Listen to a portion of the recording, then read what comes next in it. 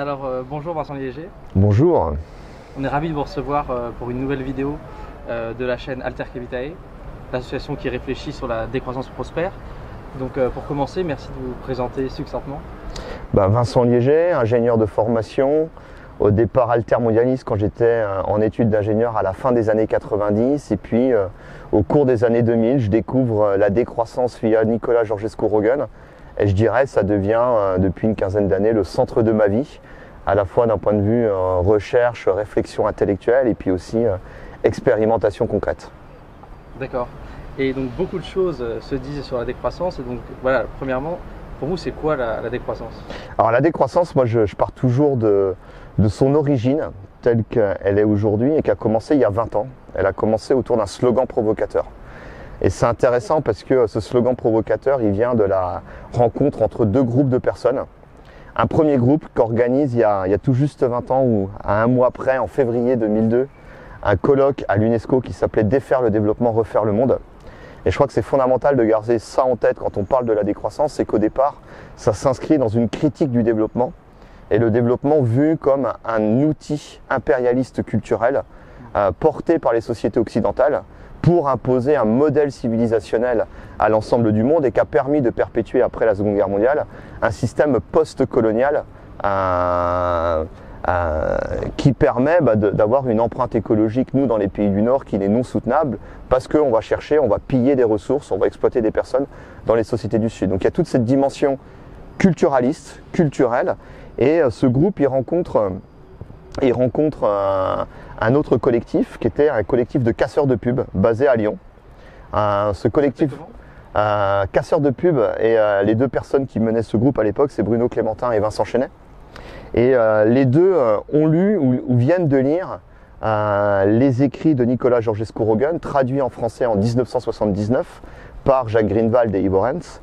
Et le titre qui avait été donné en 1979 par les deux traducteurs était « Décroissance ». Et en fait, tout ça se rencontre en 2002, parce qu'en 2002, on voit l'émergence à la fois de débats sur le développement durable, sur les enjeux climatiques. Présidentielle, vous voulez dire, c'est l'occasion aussi, mais pas que. C'est plus lié au fait qu'on commence un peu à parler des rapports du GIEC, etc., mais beaucoup moins qu'aujourd'hui, même si on en parle encore très loin de manière suffisante aujourd'hui.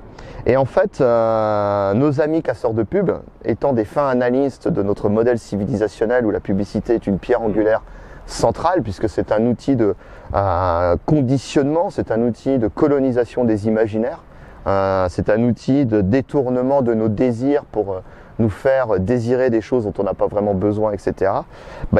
Ils observent, ils analysent et puis ils se disent par rapport aux prises de conscience environnementales, par rapport à des débats naissants dans la société, critiques envers la société de consommation, etc. Qu'est-ce que je ferais en tant que publicitaire? Je ferais du développement durable. C'est-à-dire, je mettrais en place quelque chose qui n'existait pas comme terme encore à l'époque, du greenwashing.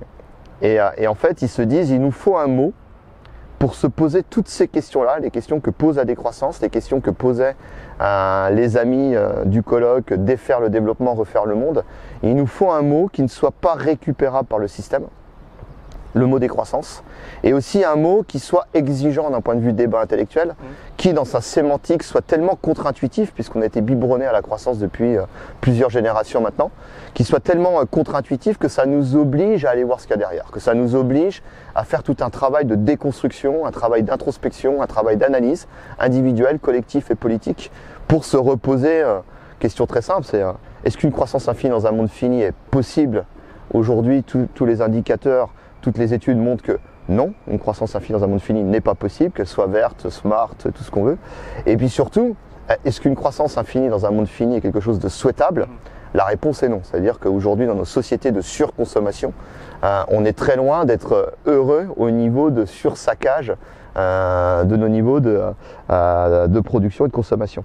Et donc, justement là-dessus, donc la décroissance au départ, c'est un slogan provocateur pour essayer de déconstruire le système économique, consumériste, mais qui critique aussi évidemment le système colonial. Mais est-ce que du coup la décroissance maintenant a aussi une connotation positive? Alors, on met en cause un peu la désirabilité de cette idée-là. Mais dès le départ, c'est intéressant parce que de cette rencontre naît un premier numéro, une édition spéciale de la revue Silence. Et dès le départ, la décroissance est accompagnée, donc vous parlez de décroissance prospère, mais dès le départ, elle est accompagnée de deux autres adjectifs qui rejoignent la prospérité. Le premier, c'est soutenable, les limites physiques de la croissance. Et le deuxième, c'est convivial, c'est-à-dire qu'à travers ces réflexions, notamment au cœur de ce projet, de ces réflexions, c'est Serge Attouch, un des pères de la décroissance. Et à travers toutes ces réflexions autour de la convivialité, on est vraiment dans cette logique de décroissance ou barbarie ou l'utopie ou barbarie. Et on est déjà vraiment, et c'est la grande force de la décroissance, c'est d'ailleurs dans les débats de la décroissance en France, très vite, tous les débats sur les limites physiques à la croissance, ils sont balayés en disant, bon voilà, tout le monde est d'accord, voilà, la nuance. On sait qu'on va dans le mur. Mais arrive aussi très vite, et c'est là que la décroissance est extrêmement intéressante, et c'est là aussi qu'elle est peut-être trop mal comprise, parce qu'on rentre dans une autre forme de complexité, arrive aussi très vite tous les débats sur les limites culturelles à la croissance, sur notre rapport au travail, notre rapport à l'environnement, notre rapport au temps, notre rapport au care, notre rapport aux dominations, notre rapport à l'écoféminisme. Donc avec ce qu'on retrouve chez les précurseuses et les précurseurs de la décroissance, cette superbe collection dirigée par Serge Attouch, qui sont une série de livres où chaque ouvrage, une centaine de pages, va s'arrêter sur une penseuse, sur un penseur, sur une école de pensée, sur une tradition culturelle, une tradition idéologique ou politique, qui va être un outil qui va participer à créer différentes strates dans cette matrice de réflexion qu'est la décroissance. Est-ce que dans cette matrice où vous avez dit, du coup, comme vous l'expliquez, différents courants, que c'est un mouvement riche, est-ce que vous avez certains points d'accord assez forts qui permettent à la décroissance de finalement créer un mouvement plus... Alors moi je pense que oui, d'ailleurs c'est intéressant ce qu'on retrouve dans les travaux d'un Timothée Paric qui dans sa thèse a pris le temps, il a fait vraiment ce travail d'universitaire un peu chiant, d'aller tout lire, d'aller tout éplucher. Et puis on se rend compte qu'en fait il y a des points de dissensus assez minoritaires, assez clairs, mais globalement il y a un consensus très large autour des mêmes aspirations, autour de la justice sociale et environnementale, autour d'une critique radicale du capitalisme, autour d'une sortie du productivisme et de l'industrialisme, autour d'une émancipation du consumérisme, autour des réflexions, des débats sur l'écoféminisme et la place du patriarcat dans nos sociétés, dans la construction de notre modèle sociétal basé sur les dominations, autour du réencastrement de l'économie, autour de mots chantiers comme l'autonomie au sens de Cornelius Castoriadis, sur une démocratie beaucoup plus directe. Je crois que c'est vraiment un pilier où il y a un consensus extrêmement fort dans la décroissance. La décroissance directe, autour de délibération citoyenne, autour de concepts comme la convivialité qui dans le langage courant, n'a qu'une vision très minime de ce qu'est la convivialité. D'ailleurs, en anglais, le titre du bouquin de Ivan Illich était « Les outils de la convivialité ». Donc c'est toute une réflexion aussi sur notre rapport aux outils, à la technique, aux technologies, donc la critique du totalitarisme technicien, comme disait Jacques Ellul. Et je pourrais continuer la liste sur les communs, sur la sortie de l'hubris. Et en fait, on a toute une pléthore de réflexions, de discussions qui s'articulent les unes avec les autres, autour desquelles, moi je trouve, il y a de très forts consensus, mais autour desquels il est très compliqué de communiquer. Je viens de faire une liste à l'après-vert d'un nombre de choses assez large. Il est très difficile de communiquer ça quand on est sur un plateau télé ou même dans un article format classique dans le journal Le Monde ou quoi que ce soit. C'est qu'on est d'accord sur ces constats-là. Et quand vous voyez aujourd'hui, on va parler un peu plus tard de la campagne présidentielle, mais si on parle simplement de l'état de la société, de ce qui se passe aujourd'hui sur les réseaux sociaux avec les influenceurs qui essayent toujours le métavers en train de se créer, on crée un nouvel espace de marché à des centaines de milliards de dollars pour vendre de nouveau des choses. Comment vous pensez qu'on peut faire en sorte de rendre la décroissance désirable dans le sens où les gens n'aient pas peur en fait de perdre entre guillemets en bonheur matériel? Alors moi je pense que la décroissance elle est déjà désirable.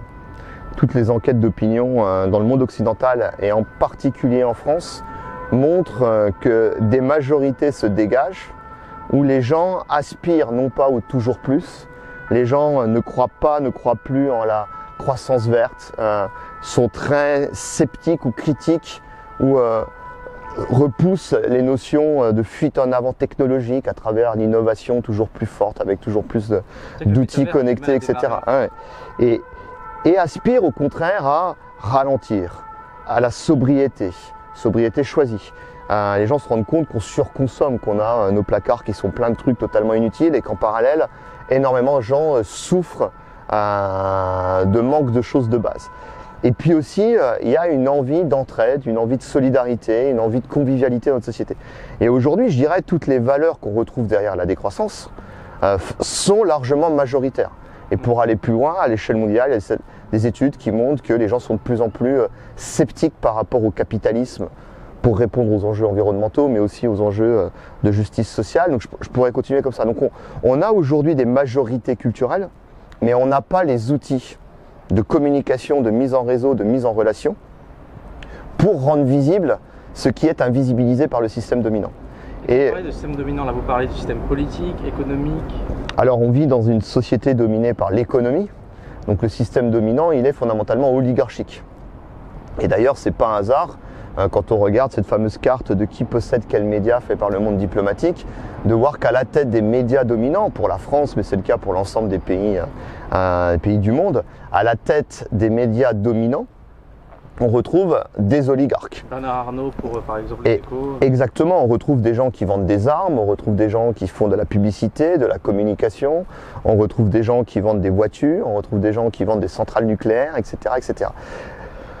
Et donc ces personnes-là, à travers leurs outils de propagande, à travers la publicité, à travers les médias, à travers les réseaux sociaux qui ont été construits, dont les algorithmes ont été faits pour optimiser les profits publicitaires, il est logique que les valeurs prônées par la décroissance, comme le care, comme l'entraide, comme le ralentir, comme toutes ces choses informelles de boire une bière avec des amis, de lire un livre, de se faire une balade au bord du canal, derrière en plein soleil, etc. C'est des choses qui ne rentrent pas d'un point de vue technique et d'un point de vue intérêt pour ces personnes-là dans ces logiques-là. Et ce qui va fonctionner, ça va être les putaclics, ça va être ce qui génère des peurs, ça va être ce qui génère de la fausse conflictualité, c'est ce qu'on voit sur Twitter. Pour être visible dans les réseaux sociaux, il faut provoquer. Si on arrive avec un texte réfléchi qui invite au débat, qui invite à la discussion, qui invite à la délibération citoyenne, qui va aller dans une analyse en profondeur de quels sont nos problèmes et comment on peut avancer ensemble face à nos dissensus, comment on peut créer, comme dirait Patrick Vivray, des désaccords féconds, travailler ces désaccords féconds, etc. Ça marche pas dans les modèles médiatiques, les modèles de réseaux sociaux tels qu'on a aujourd'hui, parce que en plus, ça ne servirait pas les intérêts de ceux qui sont à leur tête. Et en fait, on est dans une société oligarchique où il y a cette balance inversée. Il y a cette situation inversement proportionnelle entre à quoi aspirent les gens dans leur grande majorité et qu'est-ce qu'on leur montre au quotidien et quelles valeurs on fait passer au quotidien dans les médias dominants ou à travers la publicité. Et d'ailleurs, la publicité, je reviens là-dessus, c'est intéressant parce que depuis quelques années, la publicité pour nous vendre des produits de grande consommation, qui n'ont rien à voir dans leur manière d'exister, d'être consommés, d'être produits, en partant de l'extractivisme au processus de fabrication, les chaînes d'approvisionnement sur des distances longues dépendantes du pétrole, etc., les exploitations de personnes dans d'autres pays du monde pour produire tout ça, etc., les gens sont mal à l'aise par rapport à toute cette vision-là. Donc on ne nous vend pas les produits pour ce qu'ils sont réellement, mais on va s'appuyer sur des valeurs décroissantes pour nous vendre des produits. Par exemple, exactement. Alors, je vais prendre un exemple, c'est aujourd'hui pour nous vendre une voiture, on va montrer une famille heureuse, en harmonie avec la nature, qui fait du vélo dans une forêt riche de biodiversité, pour nous vendre une voiture. Donc on va jouer sur tous les codes, de manière insidieuse, on va jouer sur tous les codes autour des valeurs que prône la décroissance, pour continuer à maintenir le statu quo sur un système qui nous aliène et qui nous empêche de concrétiser nos aspirations à vivre différemment. Et pour vous, là, la solution, c'est quoi? Est-ce que vous avez confiance dans, par exemple, l'émergence d'un système alternatif au sein de ce monde économique on peut penser à l'économie solidaire, mais qui existe depuis longtemps, qui pourrait permettre de changer ça? Ou vous pensez que c'est aux politiques, finalement, de mettre des règles qui empêchent de telles publicités, par exemple? Alors, sur la publicité, je dirais que c'est le seul truc où j'aurais des tendances un peu autoritaires. Et quand je dis autoritaire, je pense qu'il faudrait mettre en place de manière urgente un moratoire sur la publicité avec un débat de société sur pourquoi il faut réguler la publicité de manière extrêmement stricte le plus vite possible. Je pense que c'est important que ce soit une décision éclairée et démocratique, c'est-à-dire qu'il faut que les gens comprennent le pourquoi du comment. Aujourd'hui, quand on dit je veux interdire la publicité, on va avoir beaucoup d'incompréhension. Les gens vont dire moi ça me dérange pas plus que ça, je regarde mais je ne suis pas perméable, etc. Utile, parce que ça me Voilà. permet de savoir. Et en fait, on ne se rend pas compte à quel point c'est un outil d'une très forte puissance, extrêmement pervers, avec des gens brillants. C'est-à-dire qu'il faudrait reconvertir aujourd'hui les gens qui font de la publicité. Tout leur savoir-faire, leurs compétences devraient être orientés vers autre chose, vers ce que je disais, rendre visible l'invisible, rendre visible les belles choses que l'on vit au quotidien, parce que je crois que la décroissance est déjà très présente dans beaucoup de pans de notre vie, juste on ne les voit pas. Et il faudrait orienter tous ces savoir-faire, ces compétences qui sont des compétences de créativité, d'intuition créatrice, beaucoup d'art, beaucoup de connaissances, de compétences, d'intuition sur comment, avec des dessins, des images, des slogans, des sons, on arrive à capter l'intention, on arrive à jouer sur les émotions des gens, à les emporter, etc. Mais aussi de très très bonnes connaissances sur comment fonctionne un cerveau humain. D'un point de vue psychologie sociale, sciences cognitives, neurosciences, etc. Je veux dire, mais qui est utilisé à des fins extrêmement perverses. C'est-à-dire qu'on va comprendre comment fonctionne le cerveau d'un gamin pour mieux le manipuler et lui faire désirer quelque chose qui ne serait pas venu à l'idée s'il n'y avait pas eu cet outil de manipulation. Donc il y a un vrai besoin urgent d'ouvrir ce débat de société, non pas pour flinguer nos amis publicitaires, mais pour leur dire arrêtez de bosser pour des choses inutiles, on va réguler et on va vous donner les moyens d'utiliser vos compétences pour éclairer les débats.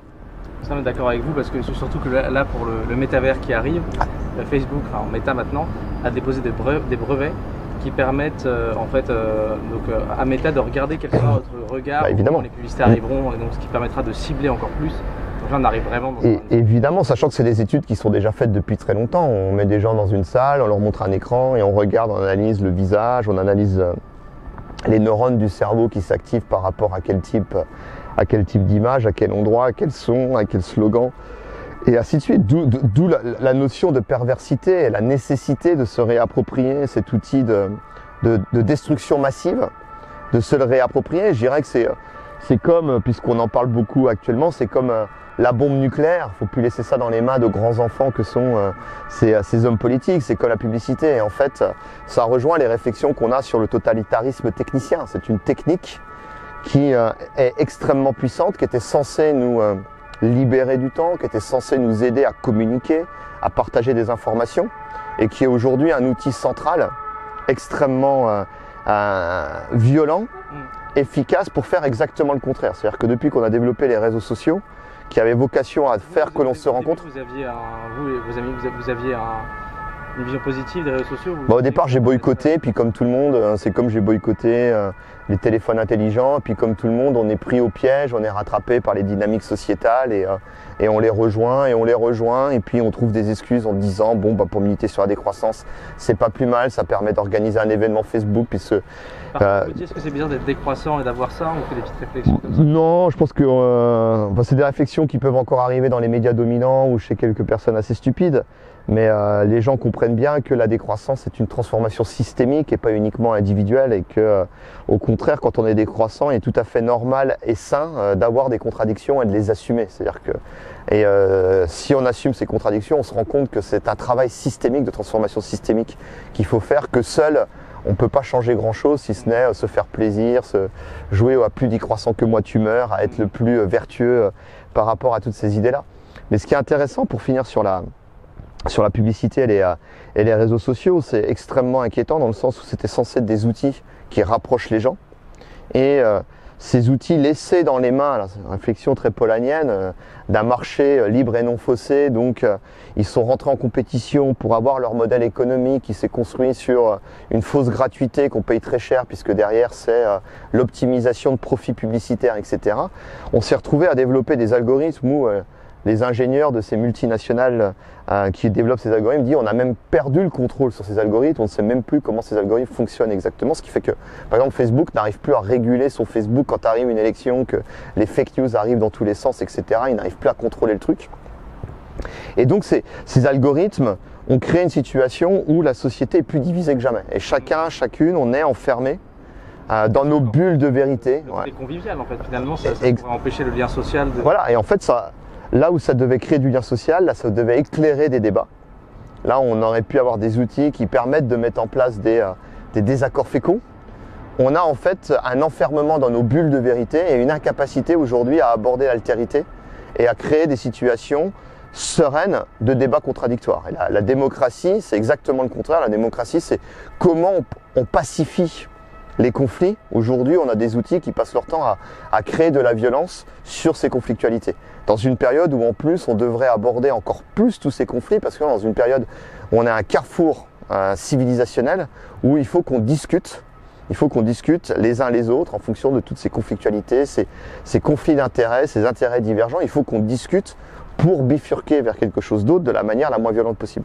D'où la nécessité de la décroissance et d'où les difficultés qu'on rencontre avec la décroissance dans le système médiatique tel qu'il est aujourd'hui et dans les réseaux sociaux tels qu'ils sont construits aujourd'hui. Tout est fait pour ne surtout pas parler de manière sereine de ces questions-là qui, une fois de plus, intéressent largement la majorité des gens. Et ça, c'est quelque chose que vous avez expérimenté vous-même. Si on parle de lien social, vous animez une communauté en Hongrie, c'est ça? Coopérative. Coopérative. Est-ce que vous pouvez nous dire quelques mots sur votre activité là-bas? Alors, ça, c'est né il y a une dizaine d'années. Au départ, j'étais très actif dans la décroissance en France, à Paris, dans cette ville, et je souffrais de la difficulté de trouver des espaces pour expérimenter la décroissance. Donc, Paris, c'est une ville très dense. Chaque mètre carré est dans une compétition économique délirante et mettre en place des choses autour des low-tech, de la permaculture, de la gratuité, du care à Paris, en fait c'est pas possible.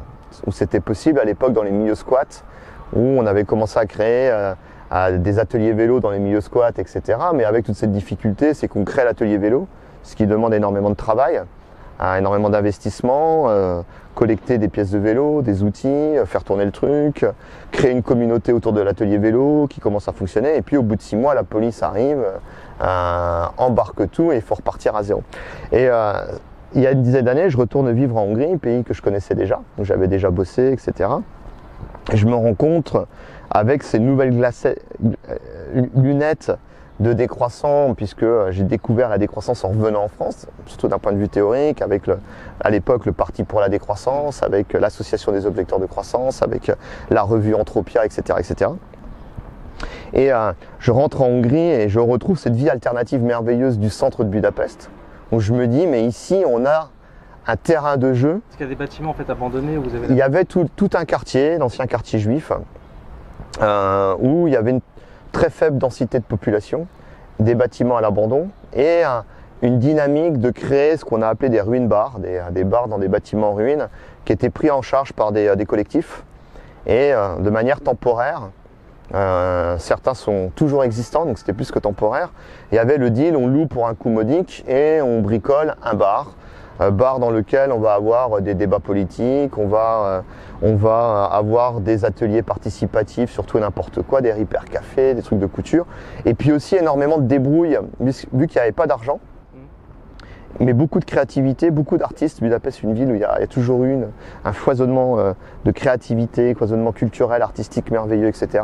Mais c'est aussi un lieu où on a beaucoup expérimenté le low-tech pour retaper ces bâtiments. Donc, la ville et l'État, ils vous laissent... À l'époque, oui. À l'époque, il n'y avait pas de souci. Aujourd'hui, on est rattrapé par le développement économique de Budapest, ce qui fait que... C'est-à-dire qu'ils veulent réinvestir certains bâtiments? Mais c'est pas la ville, c'est le marché qui, petit à petit, a bouffé tout ce centre-ville qui est alternatif. Et puis, donc, il y a une dizaine d'années, je retrouve... un collègue qui s'appelle Adrien, qui est franco-hongrois, que j'avais rencontré dans les milieux vélorutionnaires en France, dans les milieux des ateliers vélo en France. Et avec Adrien, on se dit, on va créer un centre de recherche et d'expérimentation sur la décroissance à Budapest. On commence à créer un énorme collectif avec plein de monde. Plutôt international, les gens, ils étaient... Plutôt hongrois. Au départ, c'était plutôt hongrois. Au départ, j'étais le seul étranger. Aujourd'hui, c'est plus international. Vous parlez la langue? Je baragouine un petit peu. Mais c'est une langue très compliquée à apprendre, ce qui rend le pays passionnant à vivre. Alors du coup, en plus de gérer cette coopérative, tu as aussi une fonction, il me semble, d'élu en Hongrie, c'est ça? Tout à fait. J'ai été élu il y a un an, au printemps de l'année dernière, conseiller des Français de l'étranger pour la Hongrie. Alors je précise... dans une dynamique qui me plaît d'un point de vue politique, au départ dans une logique de liste citoyenne qui est venue me chercher et j'ai donné mon accord sous condition que l'ensemble des forces politiques de gauche et écologistes soutiennent ma candidature. On avait une très très belle équipe et donc j'ai été élu. Ça a été le cas du coup. Et ça a été le cas. Et c'est un poste, c'est un peu comme conseiller municipal pour une ville, sauf que là c'est pour la communauté des Français de Hongrie. Et qui est un poste qui a pris au départ était plutôt chiant, parce que le cœur de mon métier était lié aux affaires de passe sanitaire, d'un pays à l'autre, etc. Donc c'était pas du tout passionnant comme affaire, mais il fallait faire le job. Alors après, il y a toute une dimension sur les bourses scolaires, sur les bourses de soutien auprès des personnes en difficulté, des ressortissants français en difficulté. Donc il y a une dimension sociale qui est tout à fait intéressante. Et puis ça fait le lien avec un de mes anciens corps de métier. On y reviendra, les diplomates, puisque j'ai bossé pendant plusieurs années aussi à l'ambassade de France en Hongrie. Donc je retrouve des liens avec des activités que je trouve tout à fait passionnantes et intéressantes. Et puis aussi en lien avec des élus des Français de l'étranger. Je pense notamment aux sénateurs et sénatrices des Français de l'étranger avec qui je travaille, les députés des Français de l'étranger avec qui je travaille. Donc je suis amené à travailler directement, et moi c'est ce qui me plaît, un travail d'influence sur différents dossiers, différents sujets. Et c'est l'une des forces, mais qui rejoint la réflexion de la décroissance aussi sur le pluriversalisme. Cette idée de faire le lien entre la diversité culturelle et l'internationalisme, ce que l'on a en commun. Et puis ces 3 millions de Français de l'étranger qui aujourd'hui ne sont plus vraiment les expats historiques. On ne part pas avec sa famille franco-française et on vit dans une communauté française à l'étranger. Aujourd'hui, on est beaucoup plus dans des dynamiques de couples multiculturels, d'enfants biculturels, de multilinguisme. Voilà, exactement. Et je trouve que là, en particulier par rapport aux enjeux géopolitiques actuels, par rapport... C'est là que j'allais vous emmener justement, voilà, sur la question ukrainienne. C'est quoi, avec ce poste-là, votre regard? Alors, déjà, en tant qu'élu, la première des choses qu'on a fait, et j'ai initié ça avec différents collègues de la région, notamment Mathilde Olivier de Vienne, élu écologiste, on s'est dit on travaille tous ensemble en tant que conseiller des Français de l'étranger, dans un premier temps pour accueillir les Françaises et les Français bloqués en Ukraine et les accueillir dans les pays frontaliers. Donc on a créé un réseau de solidarité de familles Françaises qui accueillaient, quand les gens quittaient le pays, pour une nuit, 2 nuits, sur leur retour vers la France, ou là où ils pouvaient aller, les réfugiés. Et très vite, ce réseau s'est ouvert aux autres réfugiés, en particulier les Africains. Il y avait beaucoup d'Africaines et d'Africains qui étudiaient en Ukraine, qui se sont retrouvés bloqués. Donc on a accueilli dans un premier temps beaucoup d'Africains. Et puis aujourd'hui, essentiellement des Ukrainiennes. Donc c'est des mères seules avec des enfants.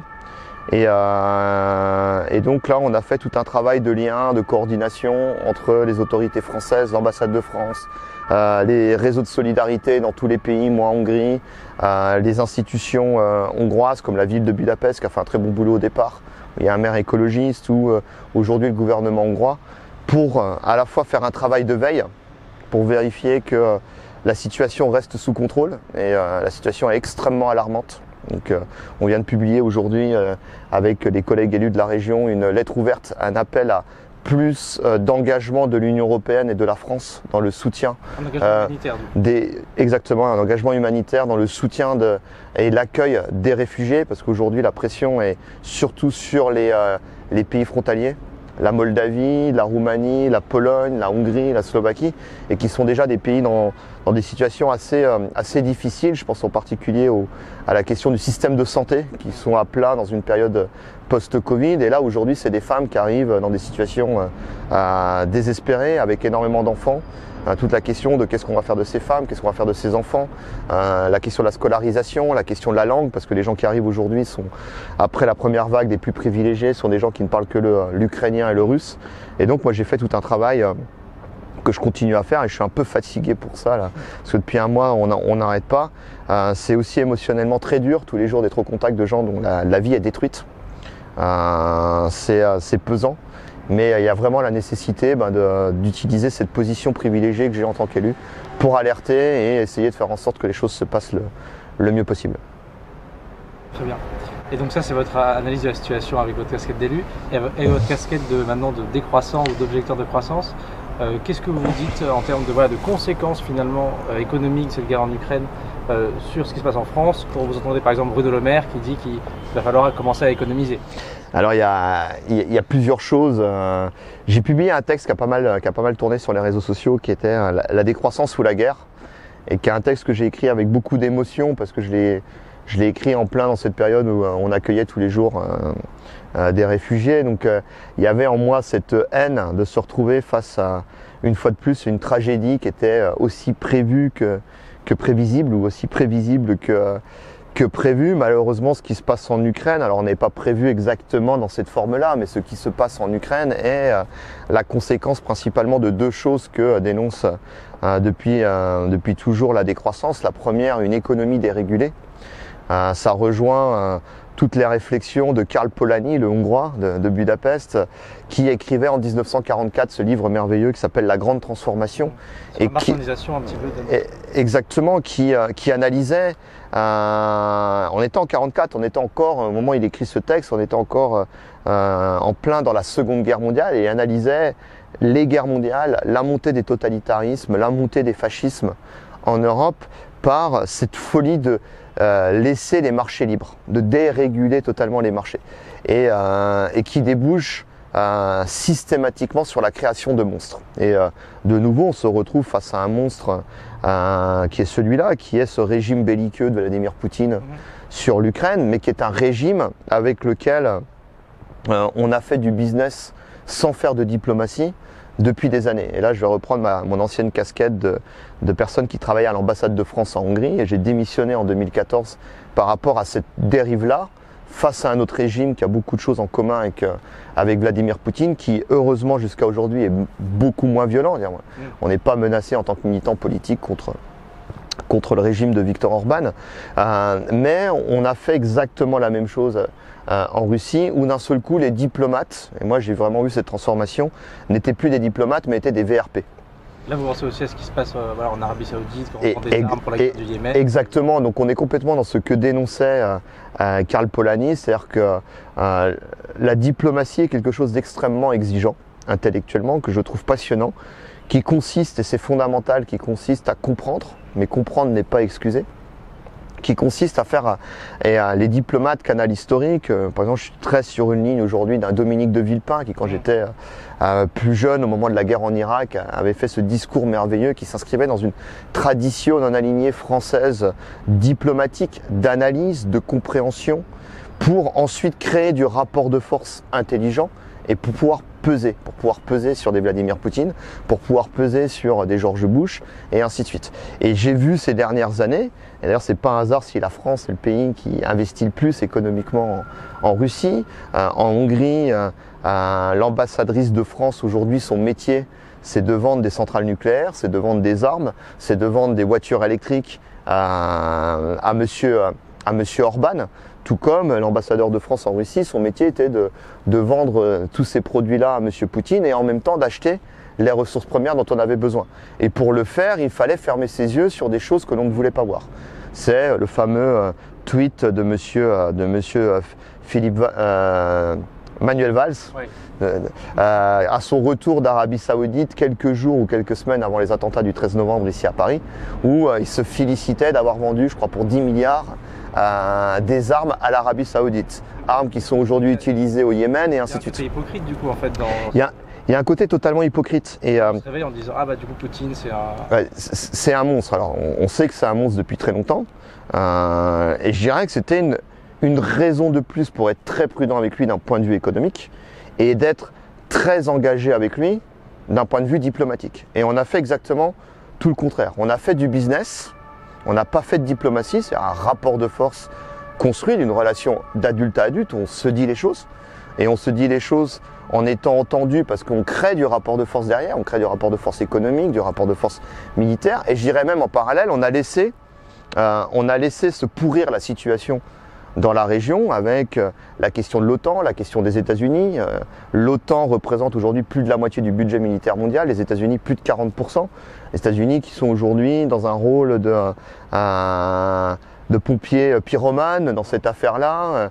Et malheureusement, une fois de plus, moi, ça me rappelle la guerre en Irak, où un grand empire, un désastre total, où un grand empire, en 2003, c'était les États-Unis, aujourd'hui, et le régime belliqueux de Bush, aujourd'hui, c'est la Russie et le régime belliqueux de Poutine, prend en otage une population, à l'époque le peuple irakien, avec des conséquences humaines désastreuses. Aujourd'hui, le peuple ukrainien. On avait vu la même chose avec la Syrie. Déjà en 2015, en Hongrie, on était en première ligne dans les mouvements de solidarité, d'accueil des réfugiés de Syrie et ainsi de suite. Et on est dans cette situation moi, qui m'ulcère et d'accueillir tous les jours, c'est de voir ces gens dont les vies sont détruites sur quelque chose qui était prévisible et prévu et qu'on a laissé pourrir pendant des années et des années et des années, et qui derrière est l'autre chose, qui est extrêmement bien analysée par Mathieu Ozano dans son livre Or Noir, une autre histoire du monde, qui est en fait une histoire de la géopolitique. J'ai vu qu'il y a au Shift Project aussi avec. Exactement, avec exactement. Et son livre est un livre d'analyse de la géopolitique de ces 150 dernières années, avec comme prisme d'ouverture la question de l'énergie et donc du pétrole. Et de nouveau dans cette affaire avec la Russie, comme dans cette affaire de la décennie belliqueuse états-unienne au Moyen-Orient, etc.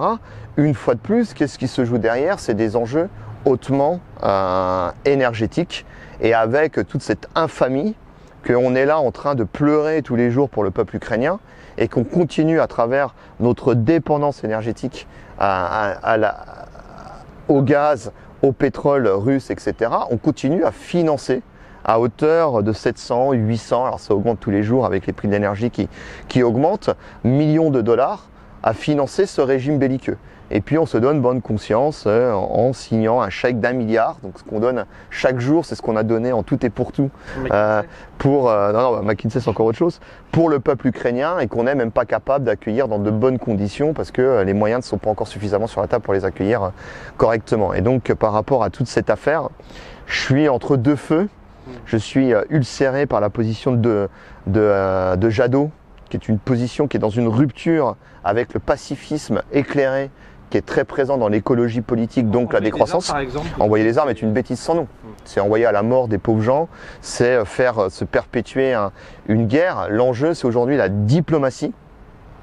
Et la diplomatie, c'est pas fermer les yeux sur les crimes de guerre de M. Poutine. On n'est pas excusé. Voilà, c'est comprendre, c'est analyser, et c'est être capable de proposer quelque chose qui permet un cessez-le-feu immédiat, pour que ces populations qui n'ont rien demandé à personne arrêtent d'être la chair à saucisse, la chair à canon des grandes nations qui jouent aux petits soldats une fois de plus. La diplomatie, mais la diplomatie exigeante. Et je suis très énervé avec M. Mélenchon sur le fait qu'il dit non, il faut qu'on continue à acheter le pétrole et le gaz de M. Poutine. Donc je suis entre les deux. Quelle est votre position idéale là-dedans? La position idéale se rapproche d'une position d'un Dominique de Villepin, mais de ce que disent tous les grands diplomates de ce monde, oui, tout à fait, ou les militaires. Il faut tout faire pour avoir un cessez-le-feu le plus rapidement possible. Chaque heure qui passe, c'est autant de vies de détruites. Et quand je dis des vies, c'est pas uniquement les morts. C'est aussi tous ces gens, on parle de 10 millions de déplacés. Un pays de plus de 40 millions d'habitants où la moitié des enfants se sont déplacés en un mois. C'est sans précédent, c'est des vies foutues, mais c'est aussi des problèmes qui vont... c'est des conséquences psychiques, psychologiques sur plusieurs générations. Et chaque heure qui passe, c'est autant de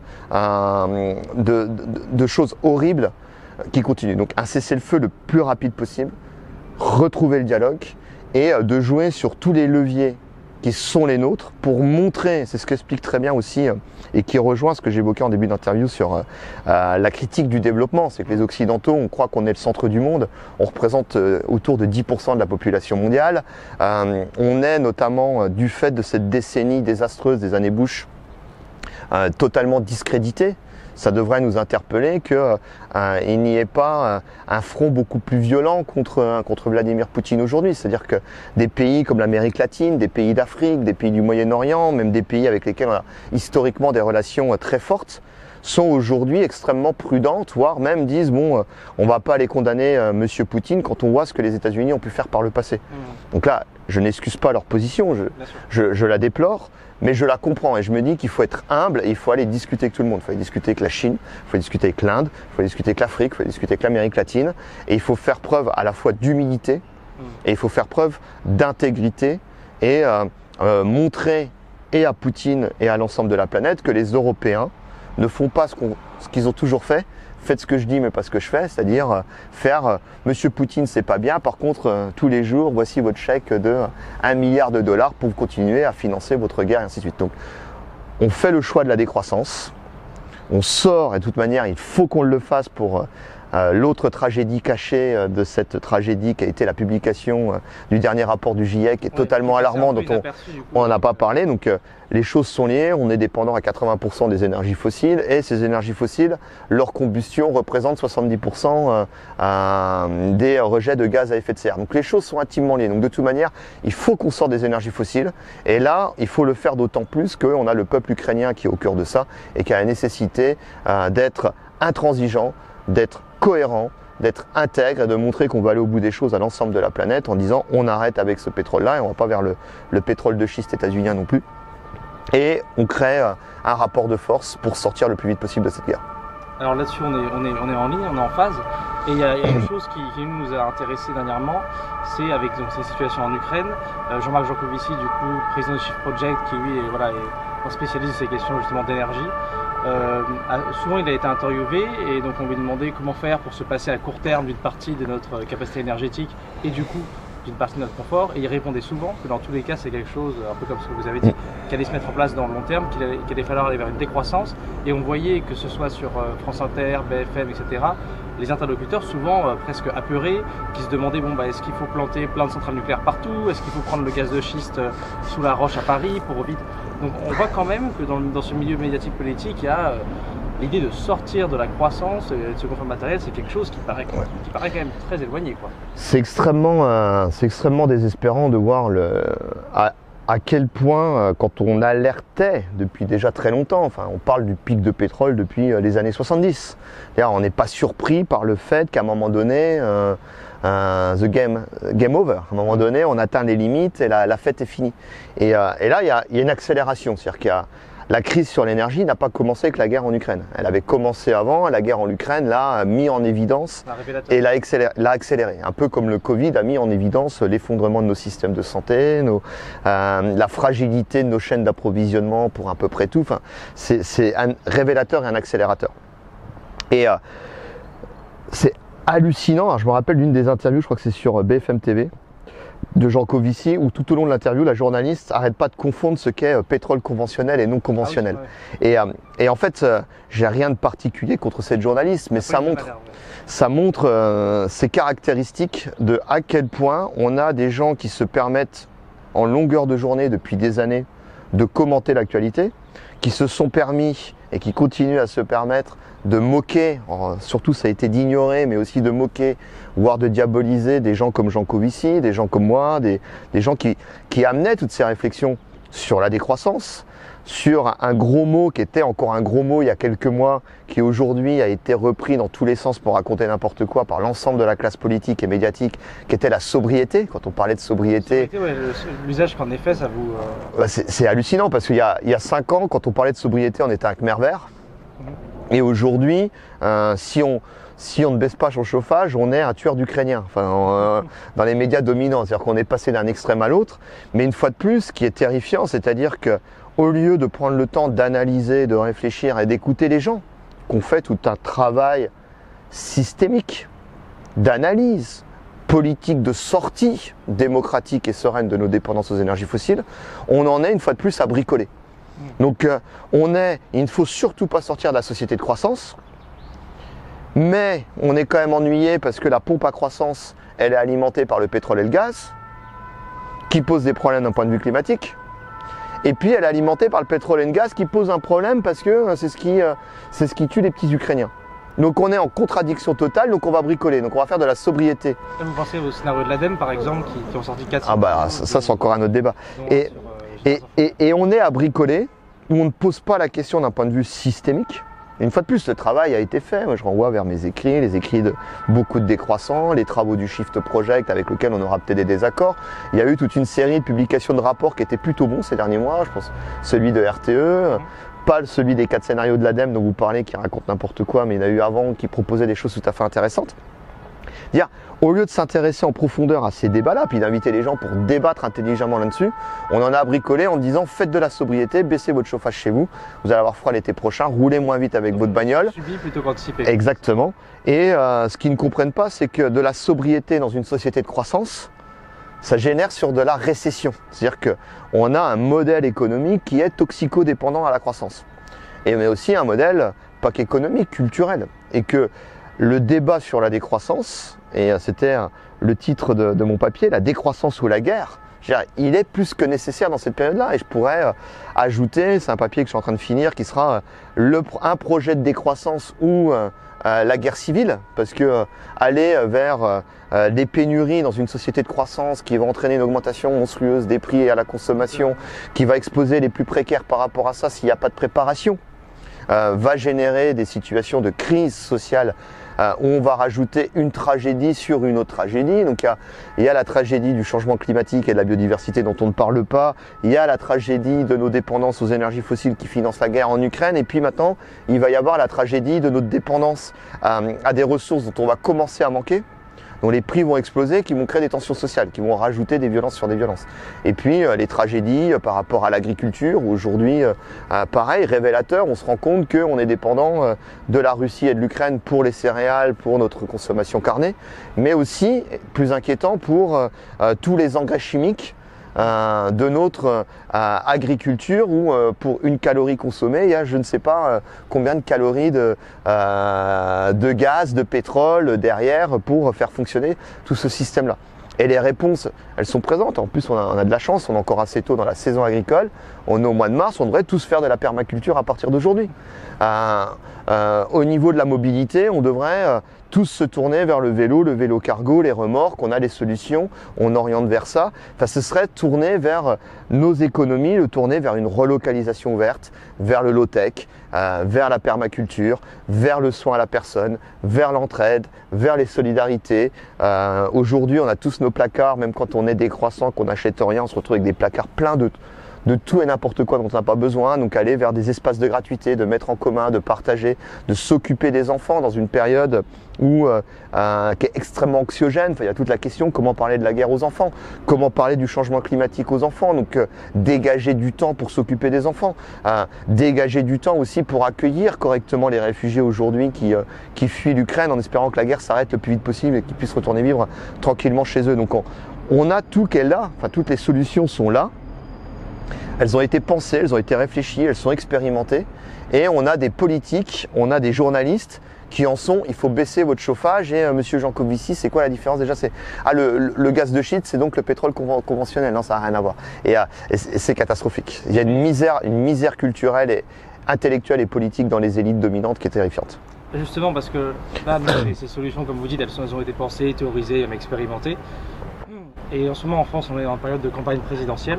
Ouais. Est-ce que vous trouvez qu'il y a certains candidats ou certains mouvements citoyens, je sais que vous avez suivi un peu la primaire populaire par exemple, qui portent cet espoir-là? Est-ce que vous trouvez que c'est incarné politiquement? Alors, ce qui se passe autour de cette élection présidentielle, là aussi, c'est l'histoire d'un échec annoncé et catastrophique. C'est l'histoire d'un échec annoncé parce que l'institution politique dominante qu'on a pour organiser notre démocratie aujourd'hui est inadaptée à ce que l'on doit faire, est largement insuffisante. Vous parlez de l'institution? Je parle de l'institution et je parle en particulier de cette institution présidentielle, de cette monarchie républicaine qui rend les gens fous. Le pouvoir rend fou. Quelqu'un qui participe à une présidentielle ou qui est président se retrouve comme M. Poutine dans l'isolement du pouvoir, avec les conséquences que ça peut donner, comme M. Macron, comme par le passé d'autres. Ça génère des guerres d'ego, ça génère énormément de conflictualité malsaine, très violente sur les réseaux sociaux. On fait une critique sur M. Mélenchon, tous les potes insoumis nous tombent dessus violemment. On fait une critique envers M. Jadot, tous les potes écolos nous tombent dessus violemment, et ainsi de suite. On n'a pas l'outil qui permet d'avoir un débat serein. On ne parle pas de climat, on ne parle pas de biodiversité, on ne parle pas de transformation systémique. Et c'est d'autant plus malheureux qu'on a pu voir que en organisant les débats de manière différente, je pense notamment à la primaire écologiste, on a pu avoir l'émergence d'un débat d'idées, avec en particulier deux pensées politiques structurées, structurantes, qui ont pu s'immiscer dans le débat, qu'on soit d'accord ou pas avec ces idées. Je pense à Delphine Batho, qui avait porté avec sincérité, je trouve beaucoup de justesse dans la manière dont elle le présentait, la décroissance. Je pense à Sandrine Rousseau, qui apportait l'idée de l'écoféminisme, où il y a beaucoup de liens entre ces deux idées, etc. Et moi, j'aurais souhaité, ça a été un échec, qu'on arrive à faire la même chose autour de la primaire populaire et d'aller chercher. Alors, il y a plusieurs choses. D'une part, je pense qu'elle n'a pas été comprise. L'enjeu n'était pas d'imposer un mode de choix technique. L'enjeu, c'était que les gens se parlent, débattent, une fois de plus, qu'on travaille ensemble les désaccords féconds. Et quand je vois aujourd'hui la médiocrité de la pensée d'un Jadot sur ce qui se passe en Ukraine, il faut envoyer des armes aux Ukrainiens, il faut être intransigeant avec M. Poutine qui nous amène vers la guerre nucléaire, c'est complètement débile. Quand je vois le jeu d'équilibriste d'un Mélenchon en disant qu'il faut être strict, faire la diplomatie avec M. Poutine, mais c'est encore mieux si on continue à lui acheter son gaz et son pétrole. Je me dis que c'est un gâchis que cette primaire populaire n'ait pas fonctionné, parce que cette primaire populaire aurait pu justement créer un cadre de débat où chacune, avant que la guerre n'émerge, et on savait déjà qu'avant que la guerre n'émerge, il y avait des tensions au sein des forces de gauche et écologistes sur la vision géopolitique, sur une ligne altermondialiste, anti-impérialiste et une ligne plus atlantiste d'un autre côté. Ben, c'était un peu le rôle de la primaire populaire pour dire, ben voilà, face à ces désaccords, travaillons. Discutons, identifions où sont vraiment les points de blocage. On se serait rendu compte qu'ils ne sont pas si forts qu'on ne le pense. Aujourd'hui, on est en période présidentielle, donc tout le monde doit exagérer sa posture pour se distinguer de l'autre. Alors qu'il ne faut pas faire ça, il faut discuter, dialoguer. Et puis en dialoguant, on aurait pu approfondir la qualité de notre pensée. Moi, je crois vraiment, et c'est une des forces de la décroissance, c'est une des forces du mouvement de la décroissance, c'est d'avoir des débats permanents face à un carrefour civilisationnel, face à l'effondrement d'un modèle civilisationnel. Plus que jamais, on a besoin d'humilité, de réflexion, de remise en question, de confrontation des idées, de débat, d'expérimentation par rapport à ces idées, et ainsi de suite. Et moi, je voyais dans cette primaire populaire cette opportunité-là, mais aussi sur les autres thématiques que j'ai évoquées tout à l'heure, de l'écoféminisme, qui arrive de manière extrêmement violente, qui est amené dans tous les sens, qui génère énormément de tensions. C'était l'occasion d'en parler. La décroissance. Et moi, je suis convaincu que si on avait discuté très vite, on aurait avancé vers un projet beaucoup plus radical, qui aurait pris les problèmes à la racine, donc beaucoup plus cohérent, beaucoup plus ambitieux, et pour le coup à la hauteur des enjeux qui sont les nôtres, que ce soit sur la géopolitique, sur les enjeux sociétaux, sur les enjeux de décroissance, les enjeux énergétiques, et ainsi de suite. Et à la place, on bricole. Et à leur décharge, pour mes amis écolos et insoumis et d'autres, je pense à Génération, je pense à Poutou qui est très sympathique, etc. À leur décharge, il est vrai que c'est un exercice très compliqué, avec le système médiatique oligarchique qu'on connaît, où on leur donne pas la parole, ou quand on les invite, on va leur poser que des questions débiles. Parler de sécurité, voilà. Des questions comme ça. Alors, et au départ, on était parti, s'il n'y avait pas eu la guerre en Ukraine, on était parti, le grand remplacement, on était parti dans un délire invraisemblable. Identitaire des années. Ouais. Et donc, à leur décharge, ils ne sont pas aidés que le système médiatique, et puis aussi ils ont chacun leur boutique à faire tourner, c'est-à-dire l'enjeu c'est derrière les législatives pour faire rentrer de l'argent qui permet de faire fonctionner leur famille politique, leur structure, etc.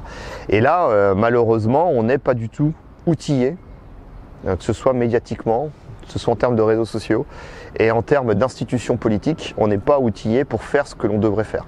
Et ce qu'on devrait faire doit plus s'inspirer de deux choses qui ont bien fonctionné ces dernières années, deux expérimentations autour de ce qui est au cœur de la décroissance, une démocratie beaucoup plus directe, beaucoup plus délibérative. Une des expérimentations qui a permis de sortir par le haut d'une conflictualité extrêmement violente qui est autour des Gilets jaunes. Quand je parle de conflictualité extrêmement violente, ça a été la réponse policière, uniquement policière, envers les Gilets jaunes, qui a été la Convention citoyenne pour le climat. Donc on a fait preuve de créativité.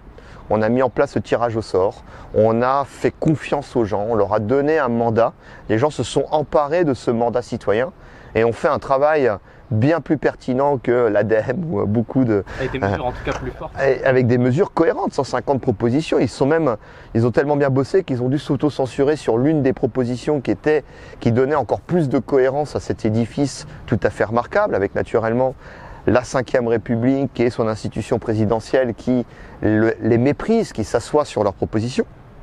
Et puis un autre levier qui a bien fonctionné et qui fonctionne bien un peu partout en Europe, qui est autour du municipalisme, où à l'échelle des villes, à l'échelle des élections municipales, à l'échelle de territoires, c'est la manière dont aussi j'ai été élu en Hongrie, autour de dynamiques citoyennes, des citoyens vont se rencontrer au-delà des chapelles politiques et vont débattre, vont discuter et vont désigner leurs représentants.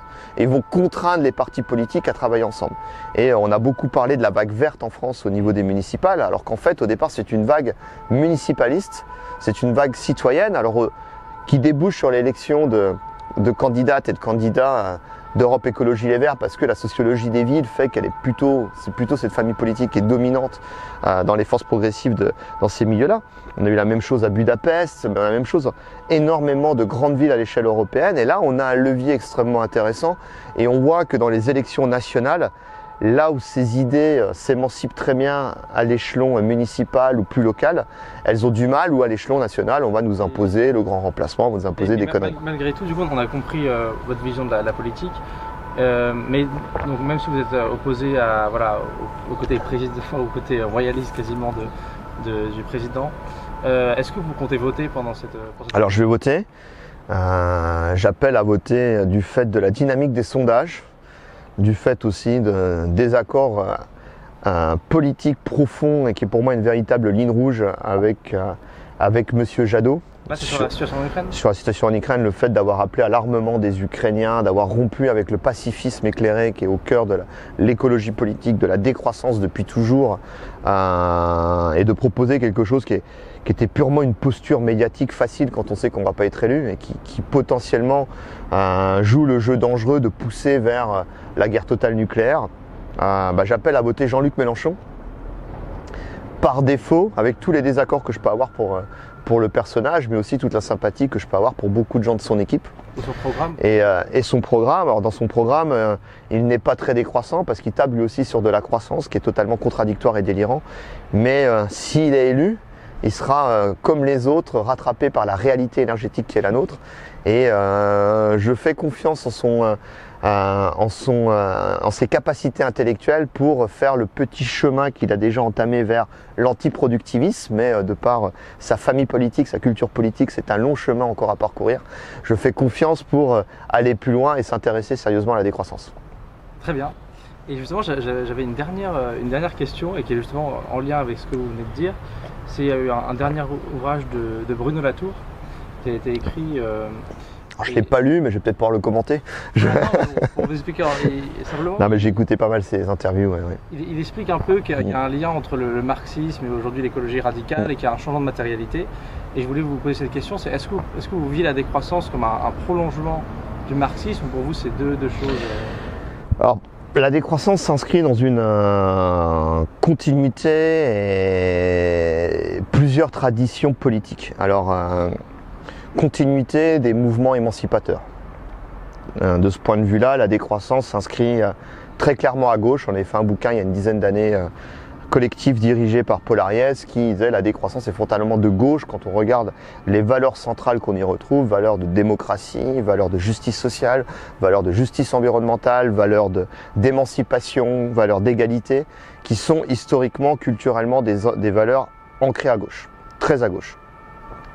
Elle s'inscrit dans une deuxième tradition et dans des débats que l'on a oubliés, puisque pose la question du marxisme, qu'on a oublié, qui étaient très forts, très violents au deuxième partie du 19e siècle, entre les marxistes et les socialistes, les communistes matérialistes et le socialisme utopique, ou les anarchistes, etc. Et la décroissance, quand on reprend les précurseuses, les précurseurs de la décroissance, on va retrouver beaucoup de gens qui s'inscrivaient dans un anti-marxisme de l'époque. D'accord. Et qui, je pense au fouriérisme, Fourier, je pense à Proudhon, je pense à Owen, je pense à Paul Lafargue, le droit à la paresse, qui était Paul Lafargue, qui était le gendre de Karl Marx, ce qui est extrêmement intéressant. Et donc on s'inscrit dans toute cette tradition que l'on va retrouver à la fin du 19e, début du 20e siècle, avec aussi les anarchistes. Kropotkin, tous ces gens-là qui réfléchissaient déjà aussi le rapport à la nature. Et puis, un des grands penseurs qui influence la décroissance, c'est Cornelius Castoriadis, avec, après la Seconde Guerre mondiale, sa fameuse revue avec Claude Lefort, Décroissance ou barbarie. Et, pardon, Socialisme ou barbarie. Oui, je pensais presque au titre de votre article, la guerre. Et Socialisme ou barbarie. Et qui est, pour revenir à l'essence d'un socialisme autogestionnaire, humain, en rupture avec le stalinisme, avec le socialisme d'État, qui est un capitalisme d'État qu'on a connu et qu'on a vu les maux émaüistes que ça a pu provoquer. Et puis après, si on continue le cheminement, quand on voit des Karl Polanyi, des André Gorz, sont des gens qui sont au départ des marxistes et qui dépassent le marxisme et qui vont beaucoup plus loin dans leur pensée. Karl Polanyi sur le réencastrement de l'économie substantive, sur tout ce voyage dans l'histoire des civilisations, la place du marché dans l'histoire des civilisations, etc. André Gorz et son fameux livre Adieu au prolétariat, qui est une attaque directe envers les mouvements de gauche, le Parti communiste de l'époque, en disant non, l'enjeu n'est pas de défendre les droits des prolétaires, l'enjeu c'est de sortir de cet imaginaire du prolétaire, cet imaginaire de l'emploi contraint, etc. Et donc, dans cette tradition-là, il y a toute une filiation culturelle qui va rejoindre les mouvements écoféministes de Françoise Daubonne, rupture avec le capitalisme, mais pas uniquement. C'est-à-dire le capitalisme, il y a aussi une dimension patriarcale d'un point de vue systémique. C'est pas contre les hommes, c'est contre un modèle de société qui crée ces logiques de domination. Exactement. Et puis, je reviens finalement toute cette tradition tiers-mondiste, critique du développement, anti-impérialiste, altermondialiste. Et c'est toute cette filiation et la décroissance s'inscrit dans toute cette continuité-là. Et malheureusement, il y a eu, avec 90, la chute du mur, des bouquins comme La fin de l'histoire. D'ailleurs, Fukuyama, il est revenu en disant que c'était une connerie. C'est hallucinant, c'est un bouquin qui a structuré tous les débats politiques, une pensée unique, un rouleau compresseur néolibéral terrible pendant plusieurs décennies, où votre génération, vous êtes complètement né dedans. Et cette pensée de la décroissance, avec d'autres, avec l'intermondialisme, etc., a continué à survivre plus ou moins face à ce rouleau compresseur idéologique qui était extrêmement violent, puisqu'on nous expliquait que le néolibéralisme n'est pas une idéologie, c'est inhérent à la nature humaine, là où tout ce qui est la critique du néolibéralisme est du révisionnisme et idéologique et dogmatique, et donc nul et non avenu. Et malgré cette difficulté à faire vivre toutes ces idées, tous ces débats d'idées pendant très longtemps, moi je suis très heureux de voir que ça revient sur les débats, et je pense que plus que jamais, face à l'effondrement de notre modèle civilisationnel, face à tout ce qui génère toute cette éco-anxiété, toutes ces peurs, toutes ces tensions dans nos sociétés, d'autant plus que la guerre est de retour sur le continent européen. D'ailleurs, je ne devrais pas dire ça parce que c'est assez ignoble. La guerre, on est dans des pays qui sont en guerre depuis très longtemps, juste on ne le voit pas. On ne voit pas la guerre au Yémen, on ne voyait pas la guerre en Libye, en Syrie, mais c'est une chance quelque part, hein, c'est une pédagogie des catastrophes qui doit nous alerter en disant non, la guerre n'appartient pas à d'autres continents ou à des livres du passé. Et je dirais que plus que jamais, il y a la nécessité de faire revivre tous ces débats, de faire revivre tous ces penseurs. On voit plein de débats qui reviennent sur le rapport au pouvoir, sur le rapport aux élections, sur le rapport aux institutions, sur le rapport à la violence dans les mouvements, etc. Et c'est des débats qu'on a toujours eus, qui ont toujours été présents. Et la décroissance, entre autres, elle invite aussi à tout ce travail de réflexion, d'analyse dans notre histoire, comment on en est arrivé là, dans l'histoire des mouvements passés, dans l'histoire d'autres civilisations, pour mieux comprendre le présent et mieux construire l'avenir. Vincent et Gilles, je vous propose que sur ces mots, on termine l'interview. Merci à vous et bravo pour tout ce que vous faites. Merci à vous, on a vu toute la richesse des possibilités qu'offrait la décroissance avec cet entretien. À très bientôt.